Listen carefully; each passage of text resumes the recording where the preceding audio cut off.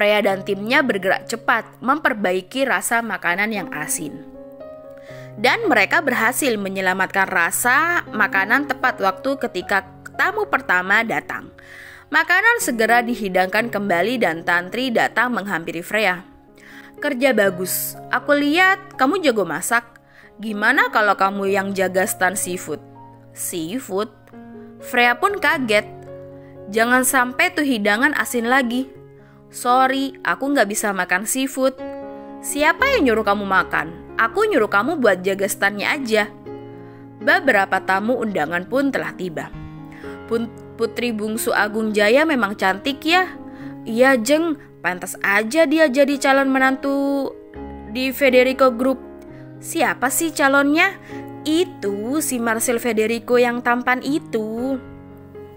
Freya hanya tersenyum kecil mendengar gosip ibu-ibu sosialita yang tak jauh dari tempat ia berada. Freya melihat Hera juga datang di acara itu. Kenapa di saat seperti ini harus ada dia sih?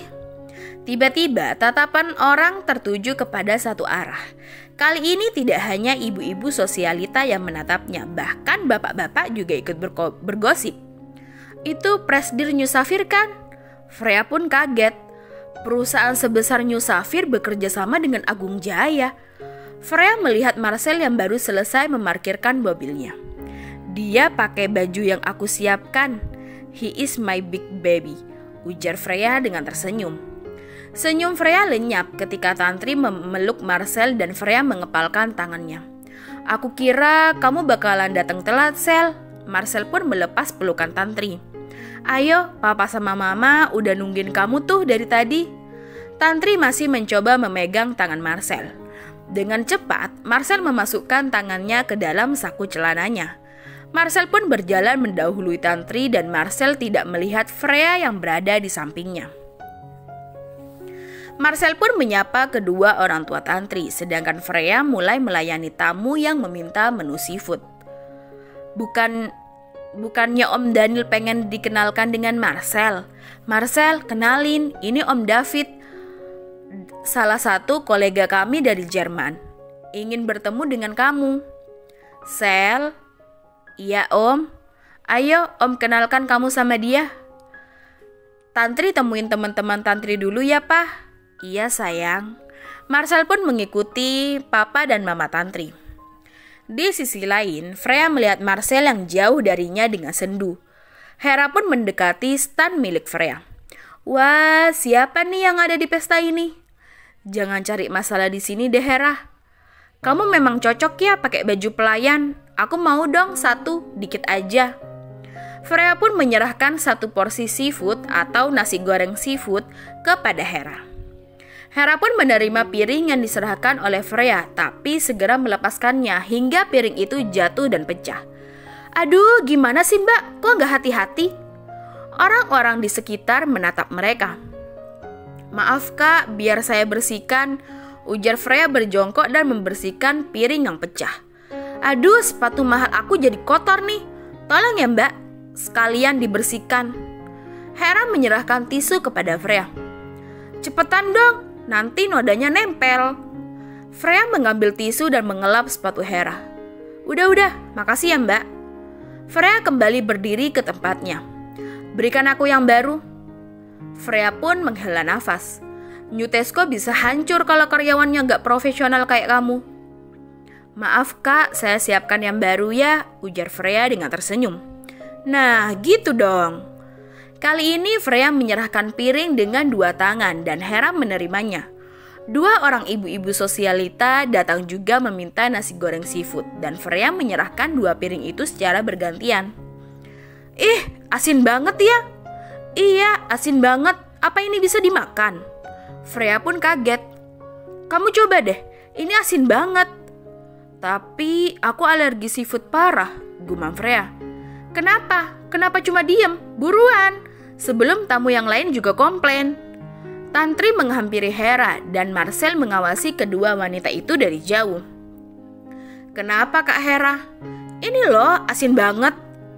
"Kamu niat kerja nggak sih?" bentak Tantri. "Tadi nasi gorengnya sudah dibuat ulang kok sama chef kami. Jadi tidak mungkin asin lagi. Hei, kamu pikir aku ngibul? Kalau nggak percaya, nih makan, ujar Hera menyodorkan sesendok nasi goreng lengkap dengan udang dan cuminya. Dengan perlahan Freya mengambil sendok yang hendak Hera sodorkan. Tuhan, semoga aku nggak apa-apa, gumamnya. Tiba-tiba seorang menahan tangan Freya. Biar aku yang coba, ujar Marcel. Marcel makan satu suap nasi goreng yang dipegang oleh Freya. Kali ini semua orang menatap Marcel. Asin kan? Aku nggak bohong kok. Marcel menatap Freya dan Freya menggelengkan kepalanya dengan pelan. Kamu berniat menghancurkan pesta ini. Kenapa ya? Kamu cemburu karena Marcel datang ke pesta ini. Aku nggak maksa Marcel kok buat datang. Dia sendiri yang datang ke acara ini. Nggak boleh nangis, Ai, gumam Freya. Sumpah, aku nggak tahu kenapa bisa asin banget. Kamu pergi dari sini sekarang, ujar Tantri mengusir Freya. Freya pun kaget. Maaf, aku beneran gak niat menghancurkan pesta ini. Freya berbalik dan hendak pergi, tapi Marcel langsung menahan tangan Freya. Gak apa-apa Sel, kamu lanjutkan aja pestanya. Sudah Pak. Pak Marcel biarkan saja pelayan itu pergi. Dia sudah keterlaluan Pak, ujar para tamu. Pak, tolong bawa dia pergi. Dua orang security maju hendak membawa Freya pergi. Marcel menarik Freya ke belakang punggungnya. Berani kamu sentuh dia, aku patahkan tangan kamu sekarang. Semua orang terkejut melihat Marcel yang sangat emosi. Walaupun Marcel mengatakannya dengan pelan, tapi mereka bisa merasakan emosi Marcel yang sudah memuncak. Udah Sel, aku gak apa-apa kok, ujar Freya dengan tersenyum. Freya melepaskan tangannya. Tantri menutup muka dengan kedua tangannya lalu berpura-pura nangis. Kenapa semua jadi seperti ini sih? Marcel berjalan menghampiri Tantri yang menangis. Tantri mencoba memeluk Marcel, tapi Marcel mengambil sesuatu di tas Tantri. Tantri pun kaget saat membuka tas dan Marcel mengambil sesuatu. Marcel mengeluarkan sebungkus plastik bening berisi garam yang tinggal sedikit dan semua orang terkejut. Sudah aku duga. Marcel juga mengambil barang yang sama dari tas Hera dan semua orang tambah terkejut. Aku bisa jelasin semuanya Sel, aku nggak tahu kenapa benda ini ada di tas aku. Marcel berjalan dan berdiri di samping Freya. Sebagai perwakilan New Sapphire, saya umumkan, saat ini New Sapphire dan Federico Group akan menarik semua kerjasama dengan Agung Jaya. Marcel, tolong jangan seperti itu. Jangan bawa masalah pribadi ke dalam urusan bisnis, Sel. Saya dengan sopan sudah datang ke acara Om, walaupun Om sendiri sudah menarik semua investasi Om dari New Sapphire. Tapi keluarga Om lah yang malah menghina istri saya, ujar Marcel merangkul pinggang Freya. Semua orang terkejut mendengar pengakuan Marcel. Saya juga akan meluruskan beberapa isu yang tidak benar. Saya tidak pernah mempunyai hubungan apapun dengan Tantri dan perempuan ini adalah istri sah saya, Freya Ayana Federico. Semuanya kembali terkejut. Penghinaan ini bisa saja saya laporkan atas tuduhan pencemaran nama baik. Semua keluarga Tantri terkejut dan tak bisa berkata apa-apa lagi. Tapi tidak akan saya lakukan dan saya anggap ini sebagai hadiah dari saya untuk anniversary Agung Jaya. Marcel dan Freya lalu pergi meninggalkan pesta yang sudah kacau karena ulah tuan rumahnya sendiri. Marcel menggenggam tangan Freya keluar dari acara yang sudah Tantri dan Hera rencanakan. Sesampainya di mobil, Freya bisa merasakan amarah yang Marcel rasakan. Pasalnya, Freya melihat jelas urat Marcel yang menegang di balik kulit putihnya. Marcel, makasih ya udah belain aku. Kayaknya aku tambah cinta deh sama kamu, ujar Freya mencium pipi Marcel. Marcel pun menatap Freya. Jangan Ai. Lah kenapa? Nanti aku gak sanggup kalau kamu lagi mens. Kan aku yang mens, kenapa kamu yang gak sanggup? Ah, lupain aja. Kok kamu jadi yang PMS gini sih Sel? Lihat, tangan kamu berdarah tuh. Marcel kaget melihat tangannya yang memang terdapat sedikit bercak darah. Tangan aku gak luka kok. Terus ini darah siapa? Tangan kamu tuh yang luka, ayo kita bersihin dulu. Marcel menarik tangan Freya yang terluka. Kok bisa ya? Marcel mengambil tisu dan menutup telunjuk Freya yang terluka. Ini luka dari mana ya? Marcel segera menjalankan mobilnya, sedangkan Freya masih mengingat kapan dia terluka. Marcel pun menghentikan mobilnya di dalam apotik. Kamu tunggu di sini ya. Siap, bos. Marcel pun masuk ke dalam apotek sedangkan Freya masih di dalam mobil. Sekarang apa yang harus aku lakukan? Aku sudah menghancurkan acara klien Newtesco. Aku nggak akan dipecat kan? Kalau besok aku dipecat masih mending. Tapi gimana kalau Newtesco rugi besar? Ini semua gara-gara aku. Marcel masuk kembali ke dalam mobil dengan membawa obat luka dan menyerahkannya kepada Freya. Aku obatin sendiri nih. Aku mau nyetir, Ai. Marcel fokus menyetir mobil, sedangkan Freya membersihkan lukanya. Oke, udah selesai. Marcel melihat tangan Freya dan berhenti di pinggir jalan dekat taman. Jalan-jalan dulu yuk. Marcel pun menggelengkan kepalanya. Marcel, bentar doang, please. Marcel mematikan mobilnya dan Freya pun turun. Aku tunggu di sini aja. Ayolah Sel, walaupun taman ini kecil, tapi suasananya enak kok. Kita udah lama nih nggak kencan kan? Lah, setiap hari berduaan ngapain juga kencan?